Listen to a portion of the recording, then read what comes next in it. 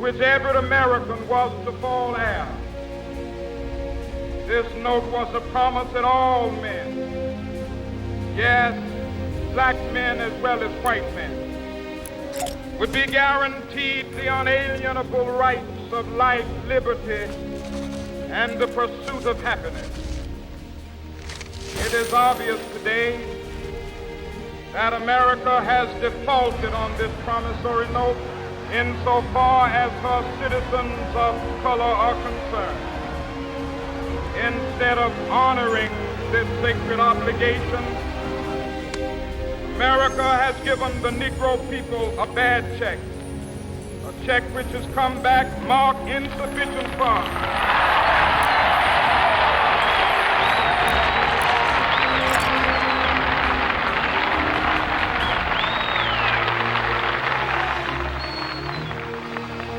But we refuse to believe that the Bank of Justice is bankrupt.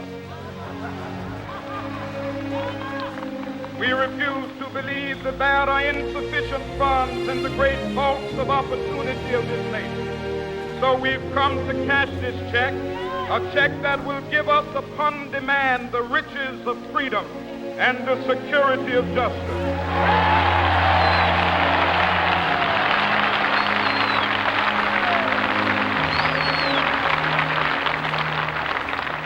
We have also come to this hallowed spot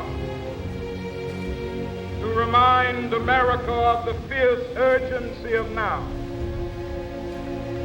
This is no time to engage in the luxury of cooling off or to take the tranquilizing drug of gradualism.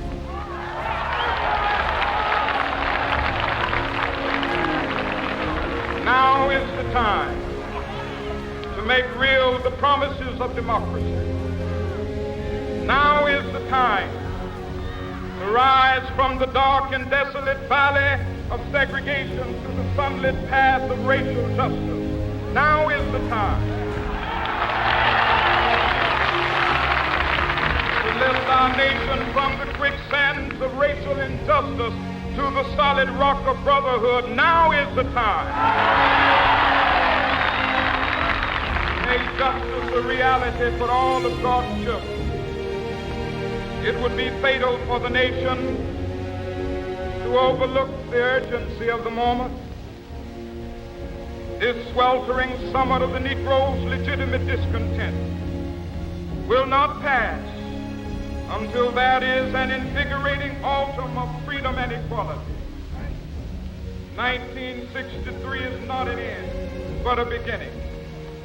Those who hope that the Negro needed to blow off steam and will now be content will have a rude awakening if the nation returns to business as usual.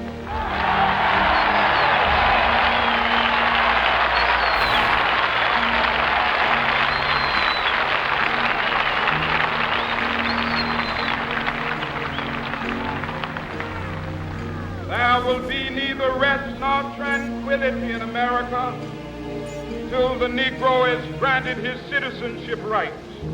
The whirlwinds of revolt will continue to shake the foundations of our nation until the bright day of justice emerges.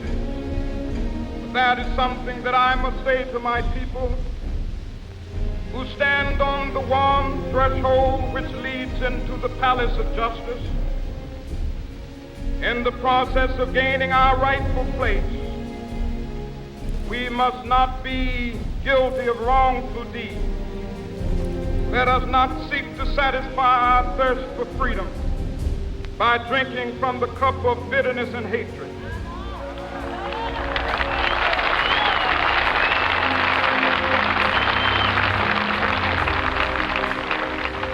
We must forever conduct our struggle on the high plane of dignity and discipline.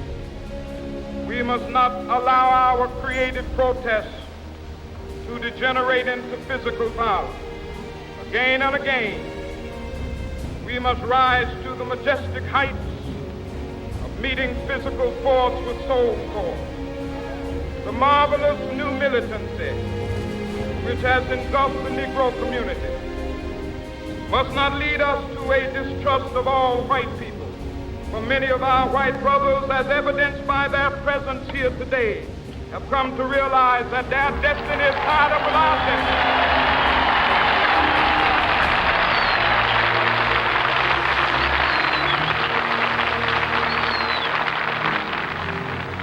They have come to realize that their freedom is inextricably bound to our freedom. We cannot walk alone. As we walk, we must make the pledge that we shall always march ahead. We cannot turn back. There are those who are asking the devotees of civil rights, when will you be satisfied? We can never be satisfied as long as the Negro is the victim of the unspeakable horrors of police brutality. We can never be satisfied as long as our body is heavy with the fatigue of travel, cannot gain lodging in the motels of the highways and the hotels of the city.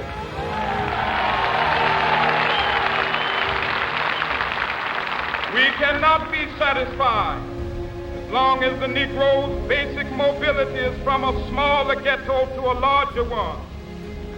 We can never be satisfied as long as our children are stripped of their selfhood and robbed of their dignity by signs stating for whites only.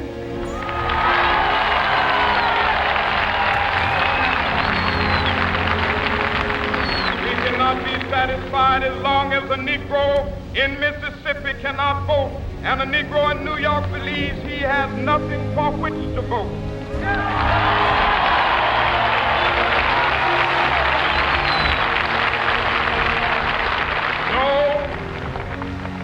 No, we are not satisfied, and we will not be satisfied until justice rolls down like waters and righteousness like a mighty stream.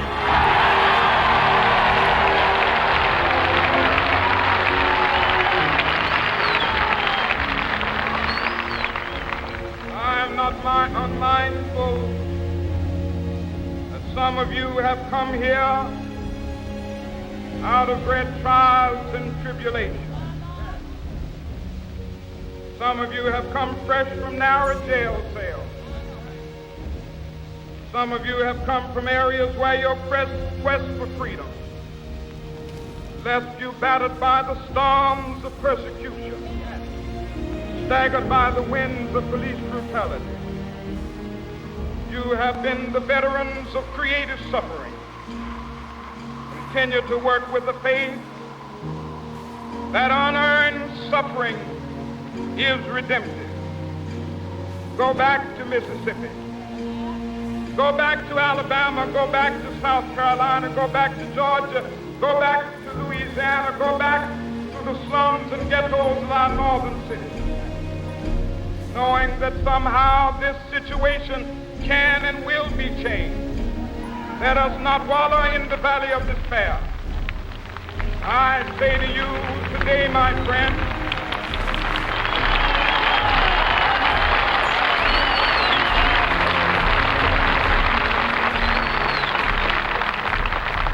so even though we face the difficulties of today and tomorrow, I still have a dream. It is a dream deeply rooted in the American dream.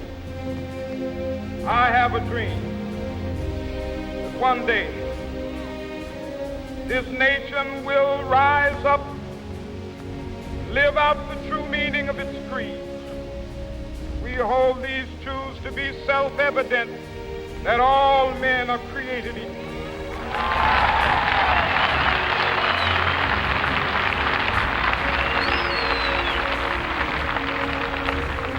I have a dream that one day on the red hills of Georgia, sons of former slaves and the sons of former slave owners will they be able to sit down together at the table of brotherhood.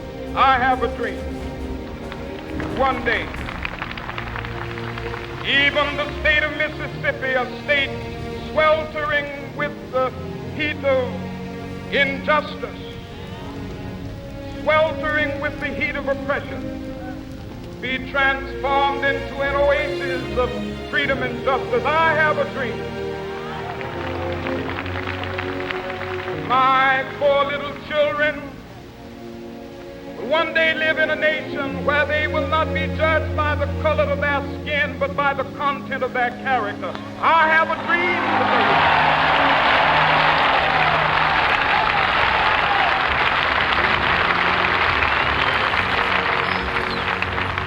I have a dream that one day down in Alabama, with its vicious racists, with its governor having his lips dripping with the words of interposition and nullification, one day right there in Alabama, little black boys and black girls will be able to join hands with little white boys and white girls as sisters and brothers. I have a dream today.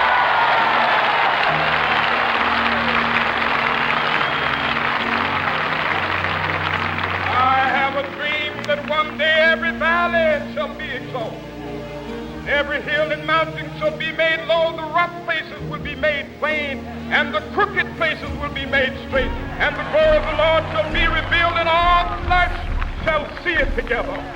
This is our hope.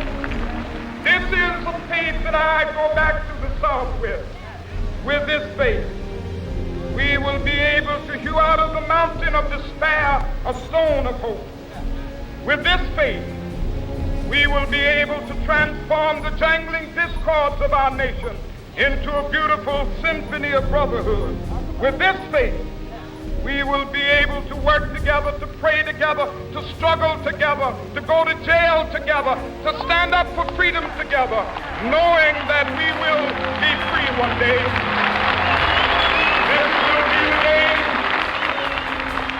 This will be the day with all of God's children to be able to sing with new meaning, my country, tears of thee. Sweet land of liberty, of thee I sing. Land where my fathers died, land of the pilgrim's pride. From every mountainside, let freedom ring. And if America is to be a great nation, this must become true. So let freedom ring. From the prodigious hilltops of New Hampshire, let freedom ring. From the mighty mountains of New York, let freedom ring. From the heightening Alleghenies of Pennsylvania, let freedom ring. From the snow-capped Rockies of Colorado, let freedom ring. From the curvaceous slopes of California. But not only that, let freedom ring from Stone Mountain of Georgia. Let freedom ring from Lookout Mountain of Tennessee. Let freedom ring from every hill and molehill of Mississippi, from every mountainside. Let freedom ring. And when it happens,